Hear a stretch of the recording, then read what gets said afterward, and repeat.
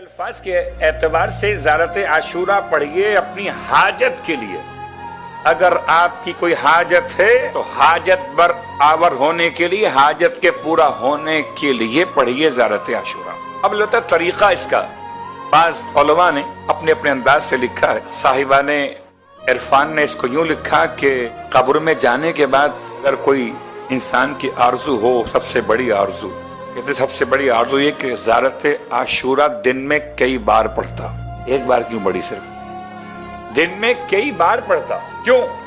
کہ اس کا اجر و ثواب اتنا ہے، انسان اس کو دن میں کئی بار پڑھے. پورے معرفت کے اسباق ہیں زیارت عاشورہ کے اندر. البتہ ایک طریقہ، آپ میں سے اکثریت نے انشاءاللہ دعائے علقمہ پڑھی ہوگی. دعائے علقمہ، دعائے صفوان یا دعائے ودا، تین نام اس دعا کے. اس دعا کو آپ نے تلاوت کیا ہو تو اندازہ آپ کو ہوگا کہ اس کے دعا کے آخر میں دو شخصیات سے رخصت طلب کی گئی ہے. ایک مولا کائنات علی ابن ابی طالب علیہ الصلوۃ والسلام،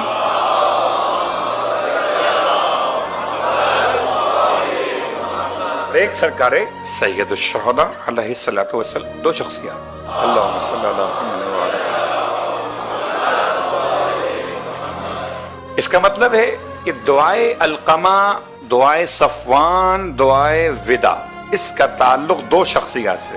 اس لیے بعض علماء نے حوزہ علمیہ کے روش اختیار کی کہ زیارت عاشورہ سے پہلے زیارت امیر المومنین، زیارت عاشورہ سے پہلے زیارت امیر المومنین، کوئی بھی ایک زیارت مولا کی پڑھ لیجئے.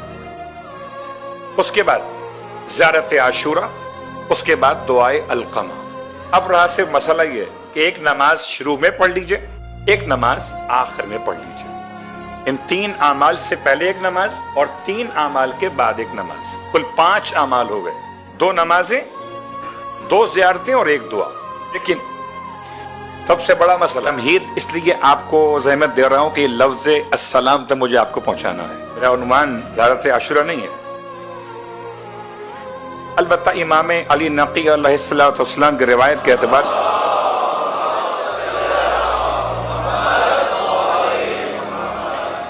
زیارت عاشورہ میں جو سلام 100 مرتبہ پڑھنے کا حکم دیا گیا، اس سے پہلے لعن 100 مرتبہ پڑھنے کا حکم دیا گیا. لعن ہے اللہم لعن اولا ظالم ظلم حق محمد وآل محمد وآخر تابعین لہ ولا ذالک. اللہم لعن الإصابة التي جہدت الحسین وشایعت وبایعت وطابعت على قتلہ اللہم لعنہم جمیعا. امام فرماتے ہیں اگر وقت مختصر ہو تو اللہم لعنہم جمیعا کے جملے کی تکرار 100 مرتبہ کرو، بجائے اس پورے لائن کو پڑھنے کے.